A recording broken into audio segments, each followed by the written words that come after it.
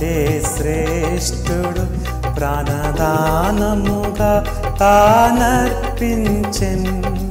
యోనా కంటే శ్రేష్ఠుడు ప్రాణదానముగా తానర్పించెన్.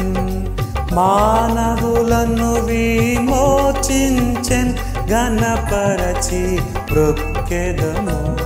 మానవులను విమోచించెన్ ఘనపరచి మృక్కెదము.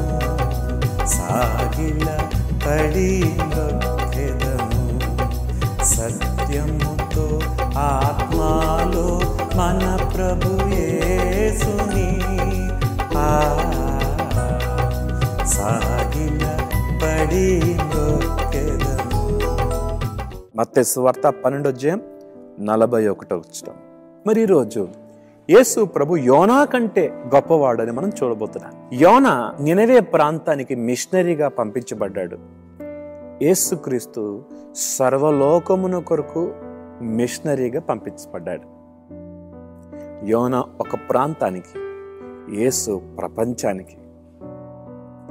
అయితే యోనాలో అవిధేయత కనిపిస్తుంది, యేసు ప్రభులో విధేయత కనిపిస్తుంది.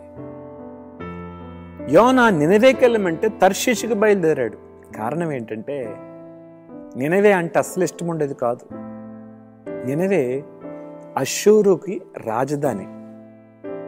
కాబట్టి అష్షూరు ప్రజలు ఇశ్రాయేలు ప్రజల్లో ఉన్న యవన బిడ్డల్ని, చిన్న బిడ్డల్ని ఒక బానిసలుగా చెరపట్టబడి తీసుకెళ్తుంటే తన కళ్ళ ముందు చూస్తూ తట్టుకోలేకపోయేవాడు. కోపముతో ఉండేవాడు, ఆగ్రహంతో ఉండేవాడు అష్షూరీలంటే. అయితే విచిత్రం ఏంటంటే దేవుడు అష్షూరుకి రాజధాని నినవేకి దేవుని తీర్పు రాబోతుందని హెచ్చరిక చెయ్యి అంటే యోనా అంటాడు, వాళ్ళకి హెచ్చరిక ఎందుకు, వారు చచ్చిపోతే బాగుంటది కదా, వారు చచ్చిపోని అన్నట్లుగా ఆలోచించాడు ఈ యోనా. నినవేకి వెళ్లకుండా తర్షీషుకి బయలుదేరాడు. దేవుడికి ఎలా బుద్ధి చెప్పాలో తెలుసు. యోనా దేవుని సన్నిధిలో నుంచి పారిపోయి ఓడ అమరములో నిద్రపోతున్నాడు. ఈలోగా తుఫాను భయంకరంగా వచ్చింది. ఓడ పైకి కిందికి అవుతుంది. ఓడ నావికుడు ఓడలో ఉన్న విలువైన వస్తువులని సముద్రంలో పడేశాడు. అయినా ఓడ సద్దు మనగలేదు. ఈలోగా వారికి ఆలోచన తట్టి చీట్లు వేస్తే యోనా పేరు మీద పడింది. యోనా ఎక్కడున్నాడు? నిద్రపోతున్నాడు ఓడలో. ఓ ఈ నిద్రపోతా, లేచి నీ దేవునికి ప్రార్థన చేయి అని ఆ ఓడ నావికులు, ఒక అన్యజనులు దేవుని సేవకుని గద్దించి లేచి ప్రార్థన చేయి అన్నారు. ఆ తర్వాత అవును నీవెవరివి చెప్పు, ఎక్కడి నుంచి ఎక్కడికి వెళ్తున్నావు చెప్పు అంటే ఆయన అంటాడు, నేను భూమి ఆకాశంలో సృజించిన సృష్టికర్తైన దేవుని సేవకుణ్ణి అంటాడు. వారికి ఇంకా భయం వేసింది. నేను సేవకుణ్ణి అని చెప్తున్నాడు కానీ దేవుని సన్నిధి నుంచి పారిపోయాడినా. అయితే మేము చీట్లు వేస్తే నీ పేరు పడింది, నీవే కారణమని మాకు అర్థమైంది. మరి ఇప్పుడు పరిస్థితి ఎలా పరిష్కరించబడుతుందో చెప్పు అంటే యోనా అంటాడు, నన్ను ఎత్తి సముద్రంలో పడేయండి అన్నాడు. సముద్రంలో పడేయంగానే పెద్ద తిమింగలం అతన్ని మింగింది. ఆ సముద్రములో మత్స్యపు కడుపులో ఉండి ప్రార్థన చేయడం ప్రారంభించాడు. నీ చిత్తాన్ని చేస్తానయ్యా, ఈ ఒక్కసారి క్షమించయ్యా అని దేవుని సన్నిధిలో ప్రార్థన చేస్తుంటే దేవుడు ఆ ప్రార్థన విని, సరే ఇప్పుడు వెళ్ళి నినవే ప్రజలకి దేవుని తీర్పును గురించి ప్రకటించు అంటే దేవుడు ఆ తిమింగలానికి ఆజ్ఞాపించాడు. తిమింగలము నినవే ప్రాంతపు ఒడ్డున అలా కక్కేసరికి ఒక వింత మనిషిగా కనిపించాడు యోనా. ప్రజలందరూ చుట్టుపక్కల ఉన్నవారు, ఏంటి ఈయన వింతగా ఉన్నాడు, ఒకలాంటి ఆకారంతో మొత్తం 3 రోజులు చేప కడుపులో ఉన్నవాడు ఎలా ఉంటాడండి ఊహించండి. అలా విచిత్రమైన రూపంతో కనబడ్డాడు యోనా. ఇది చూసి ఊరి ప్రజలందరూ వచ్చి, ఇదేంటి ఇలా ఉన్నాడు, ఎవరు నువ్వు అంటే, ఇదిగో 40 రోజుల్లో దేవుని తీర్పు నినవే ప్రాంతం మీదకి రాబోతుంది, ఆ సంగతి ప్రకటించడానికి దేవుని సేవకుడిగా దేవుడు నన్ను ఈ ప్రాంతానికి పంపించాడు అని చెప్తే ప్రజలు పశ్చాత్తాపడటం ప్రారంభించారు. దేవుని బిడ్డలారా, రాజులు మొదలుకొని సామాన్యుల వరకు, పిల్లలు కూడా, పశువులు కూడా ఉపవాసం ఉన్నాయని బైబిల్ గ్రంథంలో మనం చూస్తాం. అందరూ పశ్చాత్తాపడుతున్నారు. నినవే ప్రాంతం 3 రోజులు ప్రయాణం చేసి చెప్పాలి, కానీ ఒక్కరోజే చెప్పాడు. మిగతాది రాజు ప్రకటింపజేశాడు. రాజు కూడా సింహాసనాన్ని దిగాడు.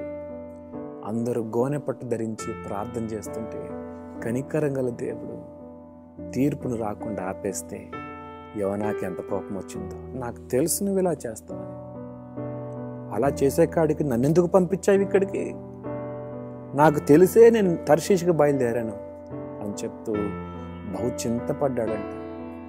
ఏమండి, దేవుని తీర్పు ఆగిపోయినందుకు కోపగించుకున్నాడు యోనా. యేసుప్రభు చూడండి, నశించిన దాన్ని వెదకి రక్షించడానికి వచ్చాడు. ఆయన ప్రాణం పెట్టడానికి వచ్చాడు. దేవుని తీర్పు రాబోతుంది అని ప్రకటిస్తున్నాడు, కానీ ప్రేమే లేదు. యేసు ప్రభుకి ఎంత ప్రేమ! శిలువ మరణం పొందినంతగా విధేయత చూపించాడు. ప్రాణం పెట్టడానికి ఆయనే వచ్చాడు. చివరికి యోనా ఏమన్నాడు తెలుసా? ఇంకా నా మాట పారలేదు కాబట్టి నన్ను చంపే, ఇంకా నేను చచ్చిపోతే బాగుండు, నేను చెప్పింది వేస్ట్ అయిపోయింది అన్నంత కోపం అతనికి వచ్చింది. ఇంకా నన్ను చంపే ప్రభువా అంటున్నాడు యోనా. దేవుడు అతనికి మరలా పాట నేర్పించాడు. సో ఇక్కడ మనం ఏం నేర్చుకుంటున్నామంటే, మొట్టమొదటిది యోనా ఒక ప్రాంతానికి, యేసు ప్రభు లోకానికి. యోనా అవిధేయుడు, యేసు శిలువ మరణం పొందినంతగా విధేయుడు. మూడవది, యోనా కోపముతో ద్వేషముతో చెప్తే యేసు ప్రేమతో చెప్తున్నాడు. యోనా నినవే ప్రజలు చావాలని కోరాడు, యేసు ప్రజల రక్షణ పొందాలని కోరాడు. నీవు నేను రక్షణ పొందాలని ఆశపడ్డాడు. అందుకనే యేసు ప్రభు యోనా కంటే గొప్పవాడు. విమర్శ సమయమందు నినవే ప్రజలు మీ మీద నేరస్థాపన చేస్తారు. యోనా ఒక్క ప్రసంగం విని, ఆ కోపిష్టోడు చెప్పిన ఒక్క మాట విని మేము పశ్చాత్తాపడ్డామే, సాక్షాత్తు యేసుక్రీస్తు మీ కొరకు వచ్చి ప్రాణం పెట్టాడు. ఆయన మాట మీరు వినరా? విమర్శ దినం ముందు మీ మీద వారు నేరస్థాపన చేస్తారని ప్రభు చెప్తున్నాడు. ప్రార్థన. మహోన్నతుడా, మమ్మల్ని ప్రేమించినవాడా, మా కొరకు ప్రాణం పెట్టినవాడా, మా కొరకు శిలువ మరణం పొందినంతగా తగ్గించుకున్నందుకు స్తుతులు చెల్లిస్తూ యేసుక్రీస్తు ప్రశస్త నామములో అడుగుతున్నాం తండ్రి. ఆమేన్.